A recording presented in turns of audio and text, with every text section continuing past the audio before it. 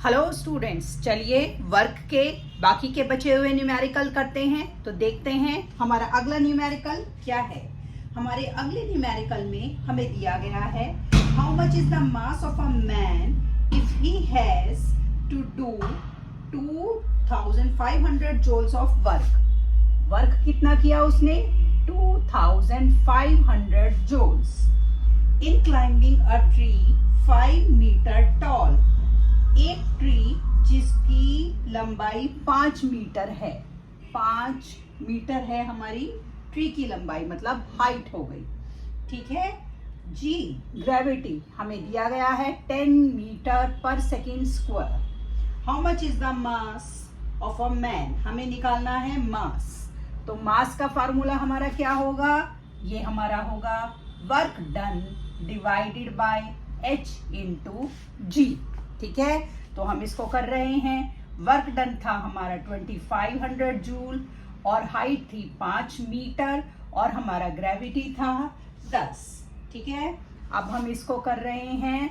हमारा क्वेश्चन काट दिया, जो कट रहा है ये आ गया 50, क्योंकि हमें क्या निकालना था? हमें निकालना था मास। तो हमारी यूनिट क्या लगेगी? किलोग्राम। इस तरीके से हमने अपने इस क्वेश्चन को कर लिया है। तो चलिए अगला क्वेश्चन पढ़ते हैं। अगले क्वेश्चन में देखते हैं क्या दिया गया है। अगले क्वेश्चन में हमसे पूछा गया है if the work done bye a force in moving an object through a distance of 20 centimetre. जो डिस्टेंस है हमें 20 सेंटीमीटर का दिया गया है। इस वर्क डन जो है हमें दिया गया है 24.2 जूल। वर्क डन ये है 24.2 जूल हमारा।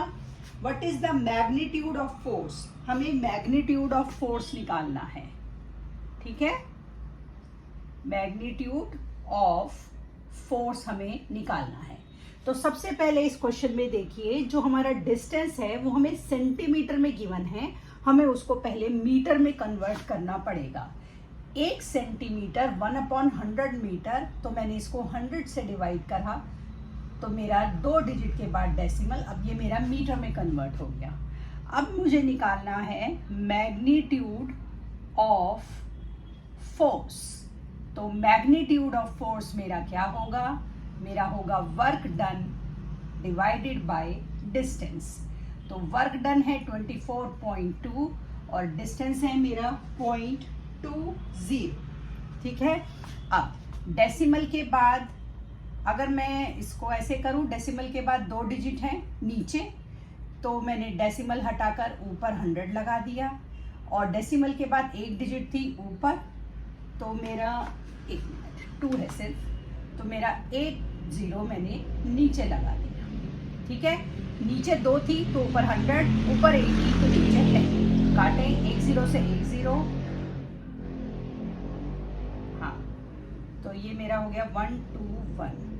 तो 1 2 1, 1 मिनट 1 0 एक्स्ट्रा कैसे आ रही है? ऊपर डेसिमल के बाद नीचे 2। अच्छा, यहाँ पर मैंने 1 ये लगाया, 20 था तो 1 0 से 1 0 ये भी कट गई, क्योंकि मैग्नीट्यूड ऑफ फोर्स था, फोर्स का ऐसा यूनिट 1/1 न्यूटन, तो ये हमारा आ गया 1/1 न्यूटन। चलिए अगला क्वेश्चन देखते हैं। हमारा अगला क्वेश्चन क्या है? हमारे अगले क्वेश्चन में हमें दिया गया है, अच्छा पहले मैं क्वेश्चन पढ़ लूं, फिर डिस्कस करते हैं। अ बॉय वेइंग 40 kg, एक बॉय है जिसका वेट 40 kg है, makes a high jump of 1.5 metre. उसने 1.5 मीटर की हाई जंप लगाई। What is his kinetic energy at the highest point? यही मुझे डिस्कस करना था। क्या है kinetic energy at highest point? ये क्या होता है? पहली बात हमें ये निकालना है। दूसरा हमसे पूछा गया है what is the potential energy at the highest point? Highest point पर पोटेंशियल एनर्जी क्या होगी? अगर हमें जो ग्रेविटी है वो दिया गया है 10 मीटर पर सेकेंड स्क्वायर। तो देखिए यहाँ पर ये कंसेप्ट आपको पता होना जरूरी है कि जो kinetic energy at highest point होता है ये हमेशा हमारा क्या होता है? ये हमेशा हमारा 0 होता है। तो kinetic energy at highest point will always be zero. इसको आप दिमाग में याद कर लीजिए, पहली बात। अब हमें निकालनी है पोटेंशियल एनर्जी।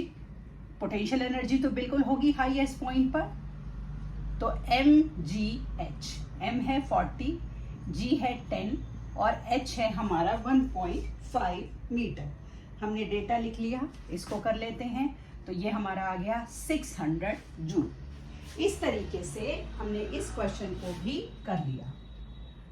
ठीक है, तो आपको ध्यान रखना है कि kinetic energy at highest point हमेशा जीरो होगी, इस बात को याद रखिए। और बाकी हमने न्यूमेरिकल का जो हमारा डेटा था उससे हमने निकाल लिया। आइए अगला क्वेश्चन देखते हैं। अगले क्वेश्चन में हमारा क्या दिया गया है। अगले क्वेश्चन में हमें उन्होंने दिया है a weight lifter is lifting a weight of mass 200 kg।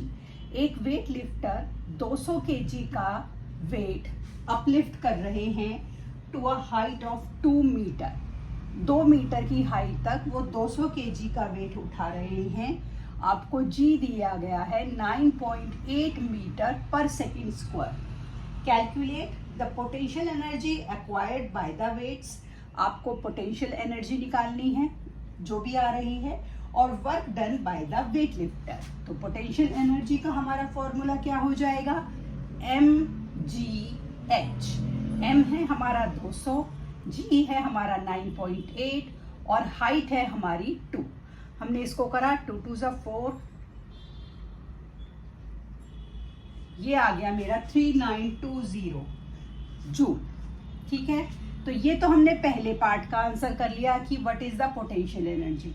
दूसरे पार्ट में उन्होंने हमसे पूछा वर्क डन, क्या था हमारा, work done by the weight lifter.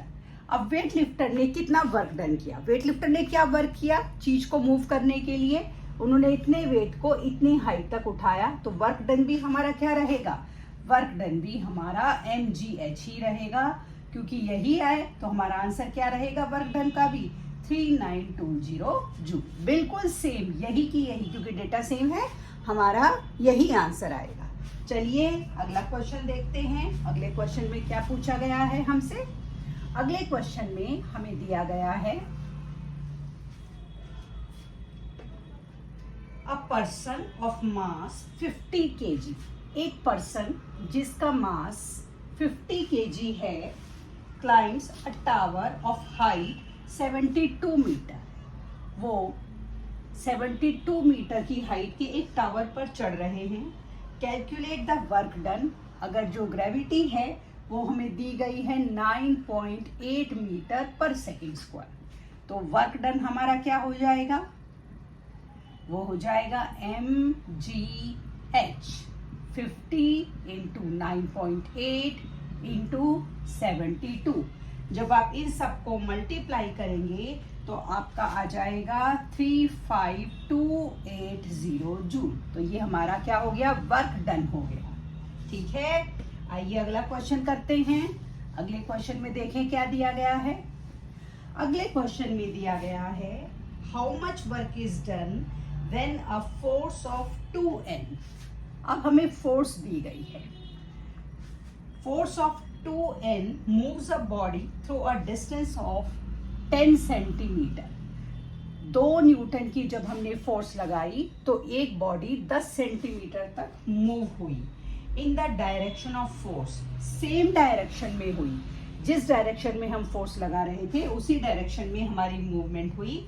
हमें वर्क डन निकालना है, तो वर्क डन का हमारा फॉर्मूला क्या होता है, वर्क डन हमारा होगा फोर्स इंटू डिस्टेंस ट्रेवल। तो लेकिन डिस्टेंस जो है वो हमारा सेंटीमीटर में है, इसे 100 से डिवाइड कीजिए तो ये आपका आ गया 0.10 मीटर।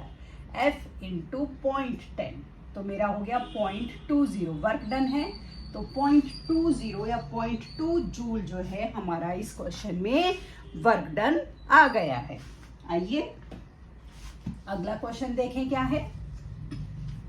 अगले क्वेश्चन में हमें पूछा गया है अ फोर्स ऑफ 50N।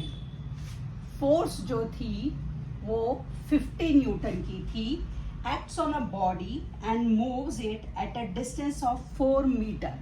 जब वो डिस्टेंस है, सॉरी एस लूंगी। जब हमने फोर्स लगाई इस बॉडी पर, तो ये बॉडी जो थी हमारा, इसने डिस्टेंस ट्रेवल किया 4 मीटर का, ठीक है। Horizontal, on a horizontal surface calculate the work done if the direction of force is at an angle of 60 degree. देखिए एंगल जो होता है ना, उसे हम थीटा लेते हैं। थीटा को हम इस तरह से बनाते हैं, ये हमारा 60 डिग्री है, ठीक है। अब हमारा वर्क डन का फॉर्मूला क्या होता है? वर्क डन का हमारा फॉर्मूला होता है F, क्योंकि पिछले क्वेश्चन में आप पूछेंगे कि मैम पिछले क्वेश्चन में तो आपने नहीं लगाया, इस क्वेश्चन में आप क्यों लगा रहे हो? यहाँ पर मैं फॉर्मूला लगा रही हूँ F cos theta into distance. आप कहेंगे मैम पिछले क्वेश्चन में आपने cos थीटा नहीं लिया, हमें कैसे पता लगेगा कि थीटा कितना लेना है या थीटा नहीं लेना है? पिछले क्वेश्चन में हमें एंगल का जिक्र नहीं था। जब हमें एंगल का जिक्र क्वेश्चन में क्लू नहीं दिया गया तो हम एंगल को नहीं लेंगे। इस क्वेश्चन में हमें उन्होंने एंगल कैटेगोरिकली दिया है 60 डिग्री, कैटेगोरिकली दिया है, तो हमें उस एंगल को लेना बहुत ज़रूरी है। तो इसलिए हम एंगल को लेंगे और एंगल हमेशा हम कॉस की उसमें लेंगे। तो ये हो गया cos 60 आपका, तो ये हो गया F cos 60 into S। Force थी हमारी 50, cos 60 जो होता है हमारी उसकी वैल्यू होती है 1/2 और डिस्टेंस है हमारा 4। काट दीजिए, ये आ गया आपका 100 जूल। तो वर्क डन जो आ गया आपका वो आ गया 100 जूल। तो आपको बिल्कुल भी कंफ्यूज नहीं होना है कि थीटा लेना है या नहीं। अगर हमें क्वेश्चन के डेटा में गिवन है थीटा तो हम थीटा लेंगे, अगर हमें डेटा में गिवन नहीं है तो हम नहीं लेंगे। आगे के क्वेश्चन कल की क्लास में करते हैं, तब तक के लिए शुभ रात्रि।